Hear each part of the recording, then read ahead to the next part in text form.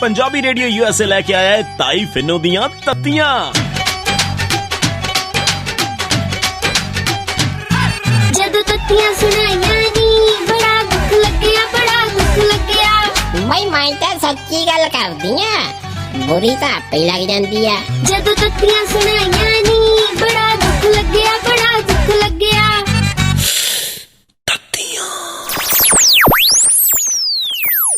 ने बड़ी दुखिया कुड़े मैं ना पूछना मैंने तो बस है।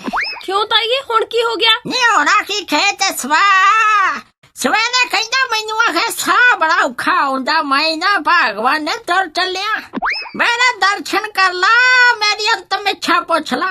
फिर ताईए नी पहला मैनू लग्या खरी ड्रामे करदा, फिर मैं डॉक्टर ले आई कुड़े।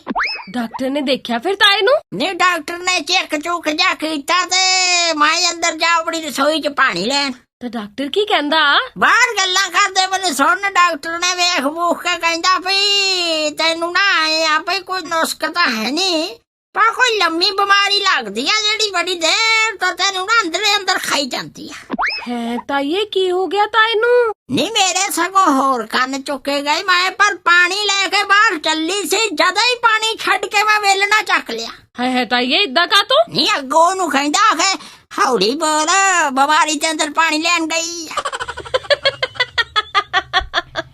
ताईए पर एक गल आ, अजकल साह जा लैन च तंगी मैनू भी हुंदी पई, पता नहीं की चक्कर आ। नी किन्ने बजे उठदी नी सवेरे? ताईए यही कोई 10 बजे नाल। नी पूरा टाइम ना उठ लिया कर, 10 बजे तेनू साह कित्थों आउणा? ना क्यों 10 बजे साह नू की है? नी आ जेड़ा टेलीविजन ते बैठे हुंदे ओ बंदे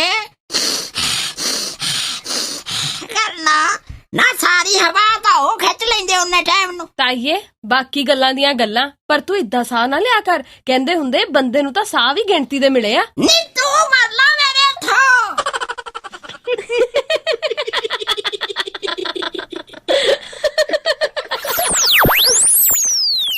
भाई मैं तो सच्ची गल करदी आ, बुरी तो आपे लग जांदी आ।